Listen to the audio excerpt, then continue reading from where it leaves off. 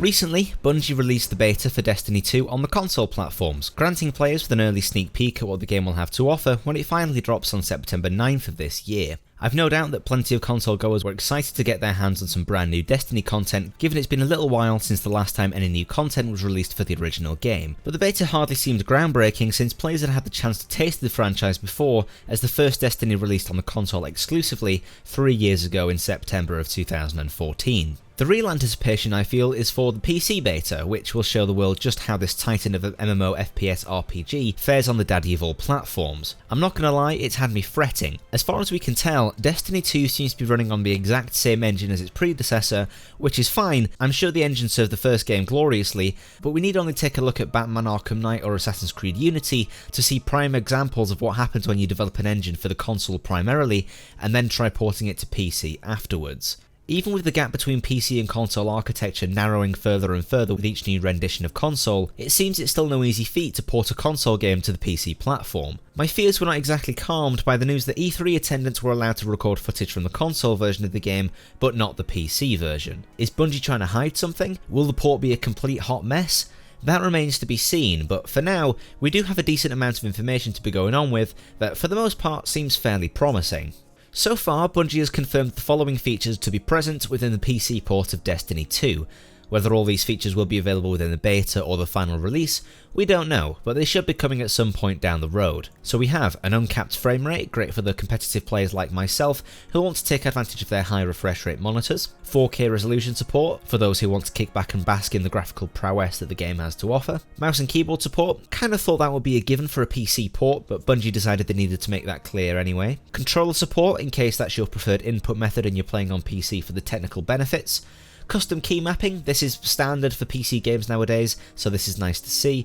Very useful in case you're used to slightly different button layouts in certain games, you can customize your controls to suit your needs.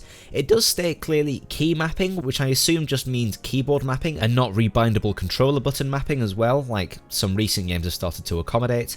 It's not a feature that I personally require, although I know a lot of players would love to see a feature like that included. Text chat will be available too, maybe it'll link in with Blizzard's Whisper messaging system since it's releasing on Battle.net, more on that later. An adjustable field of view slider, probably one of the main reasons that players will be picking up Destiny 2 on the PC is because of the expanded FOVs. The consoles run the game at an incredibly low field of view, assumedly to conserve performance, and since performance is subjective on the PC, we needn't be limited by a nauseously low field of view. Bungie also promises full 21:9 support for those of you with ultra-wide monitors. Now, what classifies as full support for 21:9 is debatable, as games like Overwatch technically support the 21:9 aspect ratio, although in reality all it does is zoom in the image and scale the heads-up display to the sides of the screen, rather than showing off more of the game world on the extra screen real estate that 21:9 is able to provide. So whilst it's stated that 21:9 will be supported, I'd wait just a little bit before putting down money on the game if you're an owner of an ultra-widescreen monitor. In fact, that should go for everyone really. Remember, no pre-orders. In terms of mouse control, we're promised an adjustable sensitivity slider alongside both horizontal and vertical inversion toggles,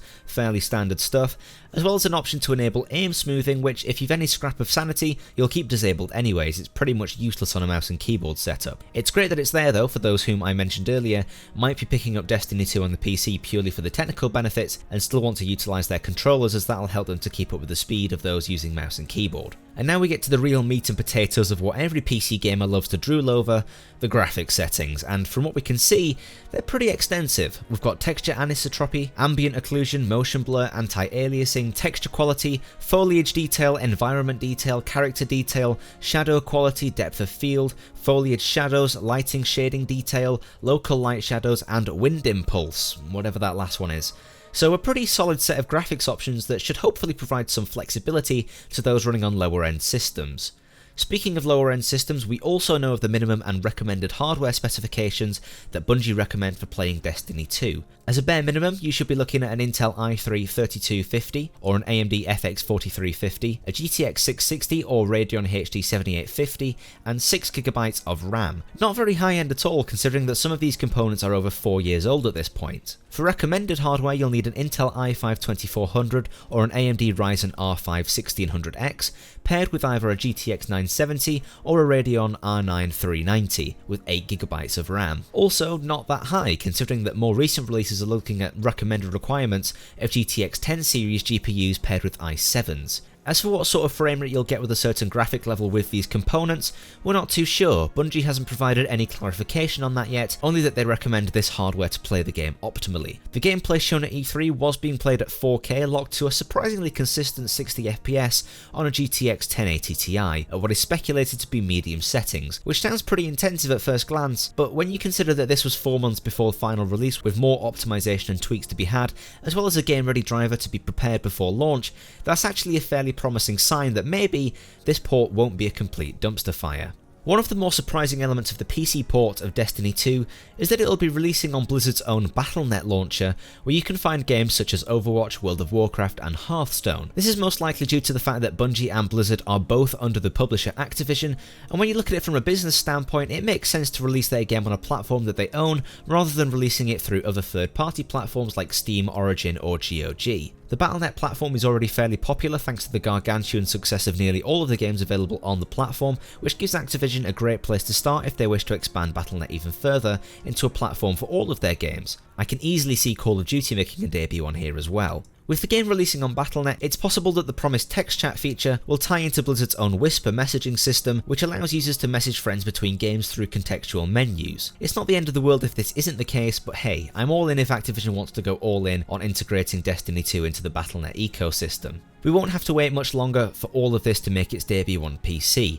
The beta will be completely open and free of charge to access beginning on August 29th, although you'll be able to gain early access to the beta if you pre-order on the 28th. This will run through until August 31st, and during those 3 short days you'll be able to access all of the content available to those who played the console beta. 1 campaign mission, 1 cooperative strike, 2 Crucible maps and modes, as well as new subclasses and select weapons and armor from the final game. Participating in the beta will earn you an exclusive emblem if you end up purchasing the full game after release. The only thing that you'll be missing in the beta is any chance of seeing the XP or gear you earn transfer over to the final build of the game.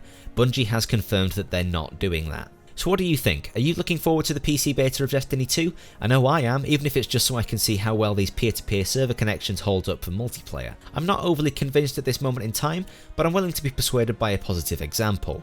Anyway, be sure to let me know your own thoughts in the comments below. Thank you very much for watching. If you like what you see, why not subscribe and maybe consider enabling notifications so that you never miss a thing. You can also follow me on Twitter and Twitch to keep up to date with what's going on with me. No doubt I'll have more Destiny 2 videos coming to the channel throughout the beta, and you should be able to find some gameplay streamed both here on YouTube as well as on Twitch. You've been watching Major, and I look forward to seeing you in my next video.